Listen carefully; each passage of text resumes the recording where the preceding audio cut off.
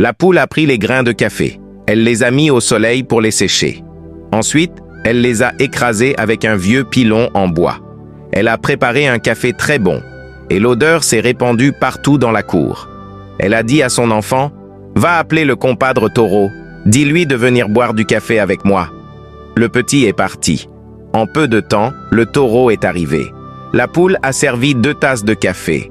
Le taureau a tapé son dos et a ri. « Ha ha ha ha!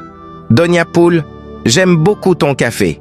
Depuis ma maison, je sentais déjà l'odeur. » La poule a souri. « Oui, compadre, mais je ne t'ai pas appelé seulement pour le café.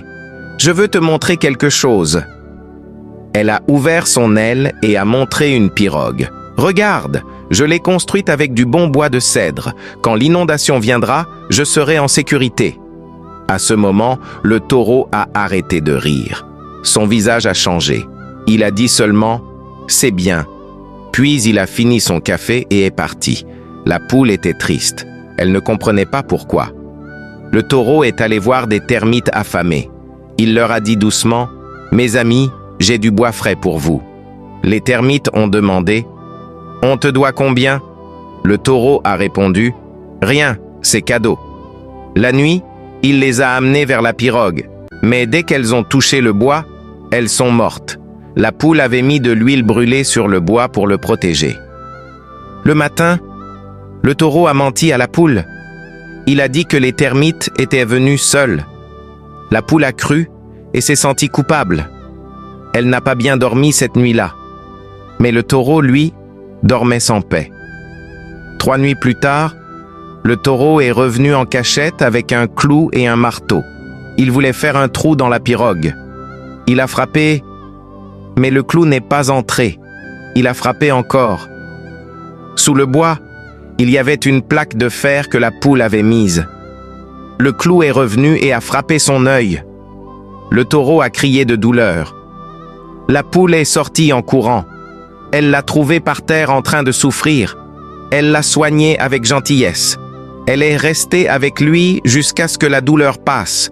Le taureau a dit « Je vais construire une pirogue meilleure que la tienne. » Il est allé couper du bois, mais le ciel est devenu noir.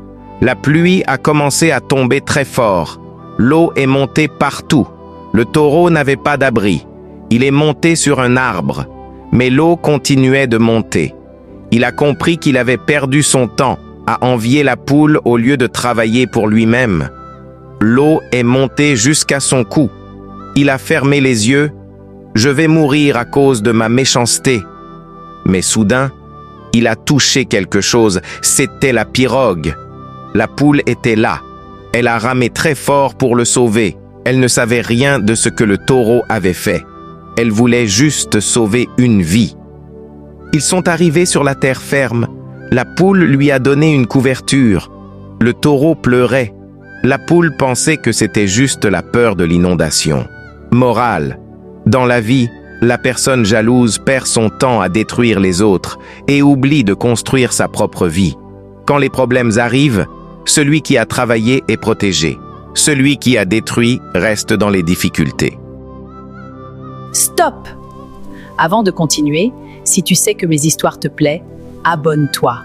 En plus, je viens de créer un nouveau compte, s'il te plaît, abonne-toi.